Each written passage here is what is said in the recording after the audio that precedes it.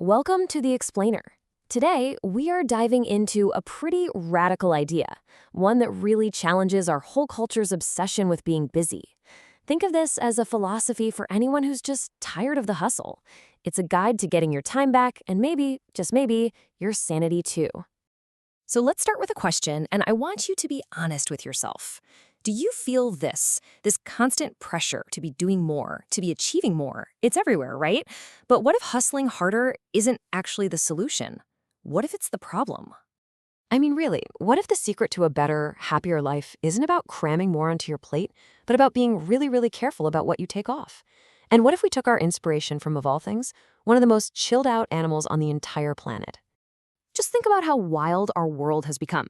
We have meditation apps that literally have to remind us to breathe. And yep, we have pre-peeled oranges sitting in plastic boxes. We're so desperate to save time that we're optimizing everything except our own peace of mind. It's kind of absurd when you think about it. Okay, so what's the fix? Well, it's time to reclaim the word laziness, not as some kind of character flaw, but as a superpower. Let's get into what's called the sloth philosophy. Now, at its core, this philosophy is not about just blowing off all your responsibilities. Not at all. It's about being deliberate. Sloths are actually incredibly mindful creatures. They're contemplative, they're focused, they aren't stressing about some massive to-do list. They're just completely present in what they're doing. And this kind of sums it all up. This is the unofficial motto of the sloth, and you gotta love it. Live slow, die whenever. It's so simple, but it's this powerful pushback against all that unnecessary urgency we create for ourselves. It's about living life on your own terms. So this all sounds great in theory, right? But how do you actually do it? Well, the good news is there's a simple, practical guide you can follow. It's called the SLOW method. This breaks it down into 4 really simple actions. First, S, sleep in. Come on, pay some respect to the duvet gods. Those emails can absolutely wait. Then, L, leave your phone. Just for a bit. Enjoy the feeling of not being 100% available to the entire world. O is for opt out. Seriously, it is okay. In fact, it's essential to be unproductive sometimes. And finally, W, just ask yourself, what's the rush? Put that panicky feeling into perspective. Now, if you're thinking this all sounds a little out there, a little countercultural, well, you're not wrong. But as you're about to see, you're also in some pretty spectacular company. Okay, let's look at 2 absolute giants of the Renaissance. On one side, you have Michelangelo, a total powerhouse, painted the entire Sistine Chapel ceiling in just 4 years. Amazing. But then you have Leonardo da Vinci, who took, get this, up to 15 years to finish the Mona Lisa. It just goes to show you, there is more than one path and more than one pace for genius. And then there's Douglas Adams, the guy who wrote The Hitchhiker's Guide to the Galaxy.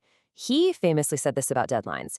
He was so notoriously bad with them that his publisher once had to literally lock him in a hotel room for 3 weeks just to get a manuscript out of him. And he still became one of England's most successful authors, all at his own, very unhurried pace. All right, let's make this a little more personal. It's time to figure out what kind of sloth you are with a quick, very scientific personality quiz. Okay, first question. Picture it. Your boss comes over and says something is urgent. What's your immediate gut reaction? Do you kind of give a thumbs up and mentally schedule it for tomorrow? Do you pause and really contemplate the best approach? Or do you just wish you could take a nap? And next up, the all-important snack question. When that craving hits, what do you reach for? Is it something cheesy and comforting? Maybe something more mindful, like green tea? Or are you going straight for the sugary cereal? No judgment.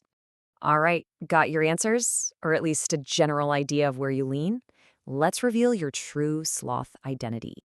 If you found yourself leaning towards the get to it tomorrow and cheesy snacks vibe, then you, my friend, are the stoner sloth. You are the absolute definition of chill. You're laid back, you love peace and quiet, and you're that friend that everybody loves because you bring 0 drama to the table. Now, if you're more of a deep thinker who opts for healthier choices, then you are the meditative sloth. You're independent, you value your alone time for self-care, and you'd much rather have a deep, stimulating conversation than engage in any kind of pointless hustle. And if you're all about napping through deadlines and going for the sugary treats, then congratulations, you are the sloth goddess Ergia. You understand the sacred power of a nap. You know that a solid 12 hours of sleep is the ultimate recharge. You are a true dreamer. But wait, there is a quick but important warning. If none of those personalities really felt like you might be what's known as a manic sloth, which basically means you're a cheetah trying to live in a sloth's world. And here's a wild and frankly terrifying fact. If a real sloth moves too quickly, it can actually die from expending too much energy. Its body just can't handle the stress. So let that be a lesson. So, the whole point of this is figuring out how to bring a little more sloth wisdom into our own lives. And I'll leave you with this one question to really think about. Looking at the week you have coming up, what is one thing, just one tiny thing, that you can consciously opt out of to give yourself back a little bit of time and a little bit of peace?